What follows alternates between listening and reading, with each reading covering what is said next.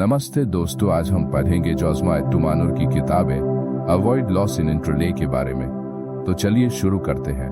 अगर आप नए हैं तो सब्सक्राइब जरूर करें। Chapter 3, do not try to board a moving train. चलती ट्रेन पर चढ़ने की कोशिश न करें।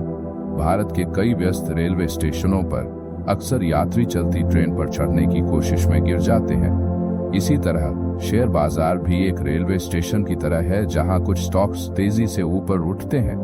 जब आप किसी स्टॉक में तेजी देखना शुरू करते हैं तो वह तेजी से भर जाता है जैसे एक चलती ट्रेन, और ऑर्डर देना मुश्किल हो जाता है। लाखों शेयरों के ऑर्डर इतनी तेजी से डाले जाते हैं कि अचानक कीमत में उछाल आ जाता है।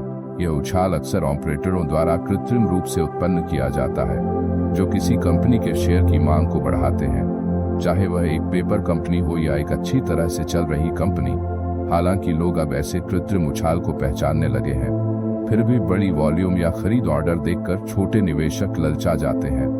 नतीजतन कीमतें तेजी से बढ़ जाती हैं, और जब आप ऑर्डर देने में सक्षम होते हैं तो कीमत पहले ही 10% या उससे अधिक बढ़ चुकी होती है। तेजी से चल रहे स्टॉक्स को पकड़ने की कोशिश करना चलती ट्रेन पर चढ़ने की कोशिश के समान है। यदि आप प्लेटफॉर्म पर देर से पहुंचे या कंफ्यूज हो गए कि किस ट्रेन को पकड़ें, तो आप मौका खो सकते हैं या गिर सकते हैं, जिससे आपको महत्वपूर्ण नुकसान हो सकता है। ये स्थिति इंट्राडे ट्रेडर्स के साथ अक्सर होती है। पहले यह मुश्किल था कि कौन सा स्टॉक आज चलेगा, लेकिन अब ऑपरेटरों और सेबी के कारण कई स्टॉक्स रोजाना तेजी से ऊपर या नीचे होते हैं, और एक नियमित ट्रेडर आसानी से पहचान सकता है। यह अस्थिरता अक्सर कृत्रिम रूप से बनाई जाती है, जब एक स्टॉक जो पहले स्थिर था अचानक तेजी से ऊपर उठता है, जैसे 100 रुपए से 102, 106, 114 और 120 तक 20% अपर सर्किट को हिट करता है। तो ऐसी स्थिति में खरीदने की कोशिश पर आपको ऊंची कीमत पर खरीदना पड़ सकता है। जैसे ही आप ऑर्डर देने में सक्षम होते हैं,